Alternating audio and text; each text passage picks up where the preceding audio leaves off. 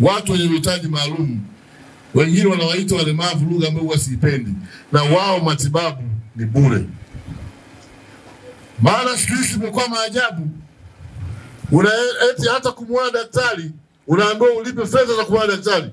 Daktari anasomeshwa na fedha zetu sisi walalahoi.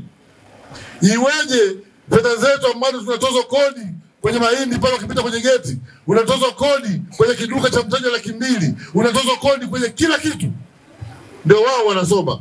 Halafu leo ukienda kumuona mpaka ulipe fedha kwa daktari.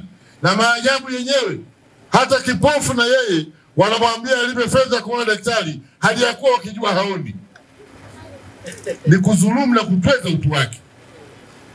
Ni lazima tutengeneze taifa lenye heshima na kuthamini utu wa mtu na heshima ya mwanamke na makundi yote. Nilianzia kampeni zangu Iringa, Ilula, nikaenda Udekwa. Nilipotoka pale nikaenda Tabora kuzindua rasmi. Sasa huu ni mkoa nikirudia kwa mara pili ni wa 25 kama sikosei toka nimeanza kampeni zangu. Lakini nimepita sana kule ambako wapo watu ambao wanahitaji kupewa maneno yatakayowafanya wajitambue. Biblia imeandika wazima hawahitaji matibabu ila kwa walio wagonjwa, si ndio? Sasa wafunga tai wala chips na kuku hawahitaji maneno haya, isipokuwa sisi walalahoi lazima tuambizane kwamba kwa nini sisi walalahoi na tunatokaje katika walalahoi huu. Sana ukombozi. Ndugu zangu, katika mambo ambayo tulikuwa tukiangazia yanayohusu kutetea na kurejesha haki za walalahoi mikononi mwao, kuja kwangu kwenye kata yenu hii ya Ukumbi sio kimakosa. Lakini sisi tuliweka hata mgombea mwenye sifa ambazo zitaendana na utetezi wa haki za walalahoi kama alivyokuwa marehemu Christopher Ruben Mtikila. Na ndio maana nilipokutana na Bwana Dunda nikamwambia, Dunda, wewe huko uliko sio chama chenu, chama chenu ni hiki. Rudi kwenye chama chenu, msiniachie Mnyamwezi peke yangu, na ninyi wenye chama chenu mpo na mna uwezo wa kusimama na kuwatetea watu. Akatoka Chadema akaja kwenye chama chake. Ni makosa? Ni makosa kuja kwenye chama chenu cha watu wa Iringa? Kwa hiyo amekuja nyumbani. Sasa kule alikuwa kapotea njia, sasa amerudi nyumbani. Na nikamwambia hakikisha unakwenda kugombea udiwani kule Ukumbi. Na utakapochaguliwa kuna mambo nataka uanze kuyafanya. Mimi nimesoma Yemia. Nilikuwa nakuja kucheza mpira kwenye uwanja wa Ukumbi sekondari miaka ya 92 93. Kwa hiyo najua Yemi, najua huko Kibengu, Mwatasi, Mgwao, Masege, kote huko mimi nimeshapita. Mgama ndio tunakwenda kutibiwa pale. Kwa jiografia ya huku na uchumi wenu ninautambua. Na tena nautambua kwa sababu gani? Kila miaka inavyokwenda Iringa inazidi kuporomoka kwenye uchumi wenu ambao ni wa asili. Unaporomoka kwa sababu gani? Ardhi mnayoilima ni ardhi ambayo walianza mababu na sisi tunalima. Kila kinachotumika sana ni lazima kichoke, si ndio? Sasa kama kazi tunafanya hivyo, kazi inachoka, maana yake kile tulicho nacho lazima tuendelee kushikilia na kukienzi. Mambo ambayo nilimwambia Dunda, kasimame pale na walalahoi wenzetu, na wakikupeleka madarakani, utakapokwenda kwenye counseling, wewe kwanza una degree 2 za sheria. Degree 2 za sheria Mungu akukupa kimakosa, alikupa ili uwe sababu ya kuwatetea walalahoi wanaopoteza haki zao za msingi. Nikamwambia ninaamini kabisa tukienda kuzungumza na ndugu zetu wale watatuelewa.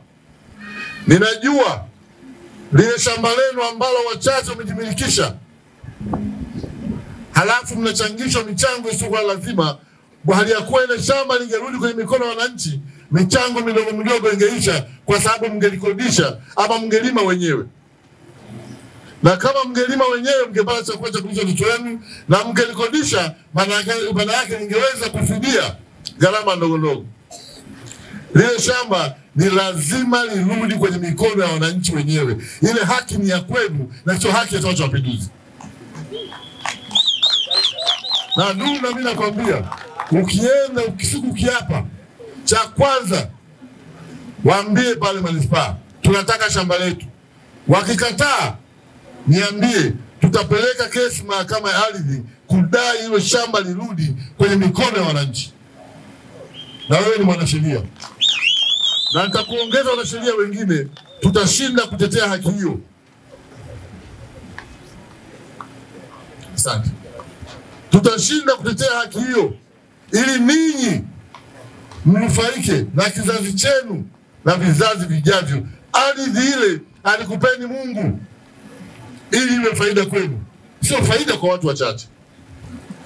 Na ndio maana kwenye ilani yetu tumesema tunatambua, katiba imesema ardhi ni mali ya umma ama mali ya serikali, si ndio? Kwani huyu serikali ni nani? Serikali huyu ambaye anasema yeye ndo mwenye mali yake ile ardhi, yeye serikali ni nani? Serikali ni mtumishi ama mtumwa wa wananchi, na wananchi ndio mabosi. Mabosi ni nyinyi. Sasa inakuwaje leo huyu mtoto anaitwa serikali ambaye nyinyi mnamzaa aje kuwa na kiburi kwa wazazi wake? Sisi tumesema kwenye ilani yetu tutakuwa na serikali ambayo itakuwa iko tayari kutumwa na atakao kuwa wameituma ama kuichagua ifanye kazi. Tumesema kwenye ilani yetu itakuwa ni marufuku wa mama wajawazito wanapokwenda kujifungua kutozwa fedha ya kliniki. Marufuku. Marufuku. Mama akienda kupima kliniki hatakiwi kutoa hata shilingi moja. Marufuku mama kwenda na vifaa vya kujifungulia. Mimi wakati ninakuwa mpaka miaka 10 sikuwa najua kama mama huwa anakwenda hospitali kujifungua. Tulikuwa tunaambiwa mama amekwenda kununua mtoto. Lakini leo watoto wa miaka 6 wanajua mama sasa anakwenda kujifungua mtoto hospitali. Kwa sababu gani? Anaona maandalizi ambayo unayafanya.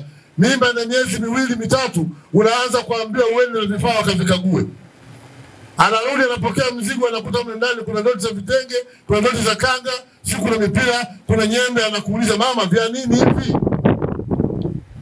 Majibu ya kumpa huna. Lakini kila unapokwenda kliniki unaondoka navyo, kwa anajua hivi ni vifaa vya kujifungulia. Maana si ukija na mdogo wake havioni tena vile pale nyumbani. Ni matusi haya kutweza utu na heshima ya mwanamke. Mwanamke ni kiumbe bora cha kuthaminiwa. Sisi wote ambao tuko hapa, hakuna ambaye amezaliwa na baba. Wote tumezaliwa kwenye matumbo ya kina mama, si ndio? Ni kiumbe ambaye anapaswa kuheshimiwa sana, anapaswa kulelewa na kuenziwa katika taifa hili. Kwa sababu hata hao wanaotunga hizo sheria na taratibu mbaya na wao wamezaliwa kwenye matumbo ya kina mama. Wanakosaje nidhamu na heshima ya kuheshimu utu wa mwanamke? Sisi tumesema ni bure, lakini tumesema wazee ambao wamelitumikia taifa hili wakalinda amani hata hii tunaishi leo, wamezeeka. Sio dhambi uzee wao uwe mateso, na wao huduma ni bure. Watoto wadogo ni bure.